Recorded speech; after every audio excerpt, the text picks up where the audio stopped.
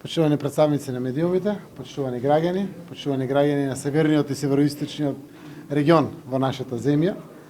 Владата на Република Северна Македонија вечерва својата редовна 171 седница ја одржува овде во Куманово. Оваа трета од низата седници што ги започнавме и што во наредниот период еднаш месечно ќе продолжат да се одржуваат во 10 различни региони во државата, вечерва ја одржуваме овде во нашето Куманово. Започнавме во Битола, бевме во Тетово и еве вечерва во Куманово.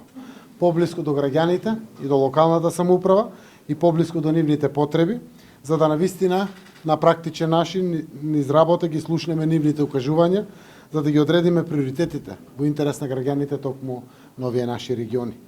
На оваа седница како гости ќе учествуваат покрај домакинот, градоначалникот на општина Куманово, ќе бидат овде и градоначалниците на Крива Паланка, Кратово, Липково, Ранковце и Старо Нагоричани. Сакаме од градоначалниците на овие општини најнепосредно да ги добиеме информациите од интерес на граѓаните. Од тие информации, од она што го очекуваат граѓаните од овие општини и од овој регион, да ги утврдиме нашите идни политики и одлуките за проектите кои може да ги реализираат општините со поддршка на централната власт, како и да разговараме за тековите проекти кои што во моментот се реализираат. Во текот на денот, на седницата вечерва претходеа повеќе теренски активности на заменици председатели на владата, на министри, заменици министри и на некои од директорите на јавните претпријатија и на акционерските друштва во собственост на државата. Министерот за транспорт и врски Горан Сугаревски, директорот на јавното претпријатие за државни патишта Зоран Китанов извршија увид во работите на рехабилитацијата на регионалниот пат Куманово Свети Николе.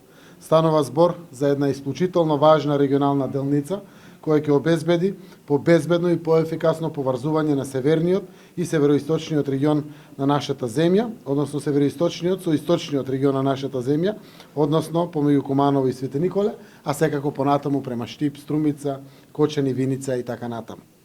Министерот за здравство Венко Филипче ја посети општата болница во Куманово за да ја промовира новата опрема во болницата, да ги договори идните активности за доопремување со апарати за најсовремените здравствени услуги за граѓаните. Министерот Филипче се сретна и со пензионерите, со кои разговараше за укинувањето на квотите за лековите, за да добиеме од прва рака информација дали мерката ги исполнува очекувањата, се случуваат некои проблеми или навистина во целост се исполнати сите наши очекувања. Во рамките на теренските активности, Министерот за земјоделство, шумарство и водостопанство Трајан Димковски ја посети компанијата за местна индустрија Никси како една од корисниците на ИПАРТ програмата. Неговата цел беше да ги охрабри сите други мали и средни компании да продолжат да аплицираат во ИПАРТ средствата. На тој начин Северна Македонија ќе го потврди првото место во регионот по искористување на овие европски фондови за развој на земјоделството и руралните средини. Навистина мислиме дека има многу поголем капацитет, дури и таквато позитивно очекување на искористеноста да биде уште поголемо во периодот кој што предстои. Министерката за труд и социјална политика Мила Царевска се сретна со корисниците на социјална пензија од Куманово и регионот. Социјална пензија користат над 4100 возрастни лица во земјата. Буџетот обезбедува повеќе средства, верувам ќе допри до многу наши сограѓани возрастни лица кои што имаат право да ја користат оваа социјална пензија, а сепак се уште не ја аплицирале. Ние, како што знаете, изгриживме 12.000 стечајни работници, од кои еден поголем број се од Куманово. Сите тие добиваат над 8.000 денари месечно, се до нивното пензионирање. Навистина исправивме долгогодишна неправда кон овие наши сограѓани.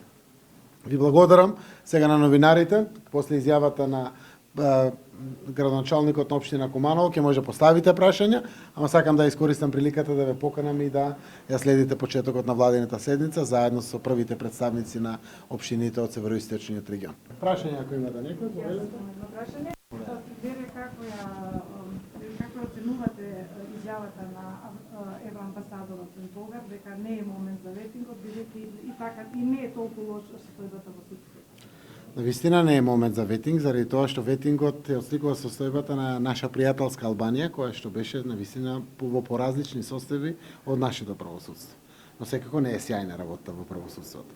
Така да ние почнавме процес на прочистување на правосудството и не треба да го користиме поимот ветингот, и ако е ветинг, сега треба да се подредиме позади Албанија, па да чекаме да поминеме. Навистина нема потреба. Но за да може да работат сите честни суди и обвинители. Мора да се направи прочистување на оние малкумина, нечестни, со индиции сериозни за навлезеност во законски постапувања, ненавремени постапувања, држење предмети во фиоке, поништување на предмети и враќање на почеток, застарување на предмети и сето тоа кој што прави сава проблематика со зборови на нашиот народ. Кажано, очекувам дека самите институции, кои што согласно сегашната регулатива, а тоа е Законот за судски совет, и Законот за судовите, и Законот за антикорупција го дават, ќе си постапат по самите закони. При самото такво постапување ќе го направат прочистувањето. Ја повикав и Европската комисија. Таа има специјален инструмент за земите како нас, а и за земите за Европската унија, да го ангажира тој инструмент, односно се вика high profile cases, односно мониторинг на случаеви од висок профил за криминал и корупција, односно таму јавноста каде што е посебно заинтересирана, мониторингот да го воспостави Европската комисија, а секако дадов и насока како председател на владата, Управа за приходи, катастар, Централен депозитар, Централен регистар, Финансова полиција, Министерство за внатрешни работи, да влезе и да направи комплетна проверка на пари, имот, на суди и обвинители, членови на нивното семејство и слично. Тоа е нешто низ кое што ние политичарите минуваме на секои 2-3 години. И навистина треба да се направи во сите оние трансформации кои што следуваат во нашата земја, ќе се случуваат и низ поглавијата и низ се, треба да направиме едно прочистување.